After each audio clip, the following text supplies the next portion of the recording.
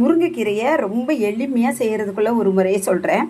கீரையை நல்லா ஆஞ்சி எடுத்துக்கிட்டு பொடி வெங்காயத்தை வெட்டி வச்சுக்கிட்டு வெறும் சட்டியில் என்ன செய்யணும், இந்த கீரையை போட்டு வெங்காயத்தை போட்டு கொஞ்சம் சின்ன சீரகம் பச்சை மிளகா போட்டு நல்லா இப்படி வதக்கி மூடி கொஞ்சம் நேரம் வேக விட்டுருங்க. இந்த பதத்துக்கு நல்லா வெந்து வந்தோன்னா கொஞ்சம் உப்பை போட்டு வச்சுருங்க. உப்பை போட்டு கிண்டிட்டு கொஞ்சம் வெந்துட்டான்னு சொல்லிவிட்டு அப்படி லைட்டாக சவைச்சு பாருங்கள். கீரை வெந்துருச்சு அப்படின்னு சொன்னால் கீரையை இறக்குற நேரத்தில் ஒரு 2 சொட்டு மட்டும் இப்படி தேங்காய் மட்டும் ஊற்றிக்கோங்க.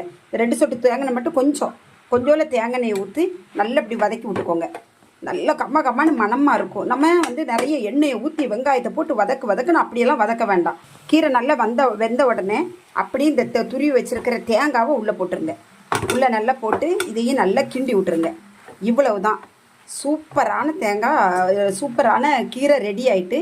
நம்ம நிறைய எண்ணெய் ஊற்றி கீரையை சமைக்கக்கூடாது. அப்படி சமைச்சோம் அப்படின்னா கீரை சமைக்கிறதுக்கு லேட்டாகும். எண்ணெயும் சேரும்போது கூட கொஞ்சம் அது அஜீரண கோளாறாக மாறும்.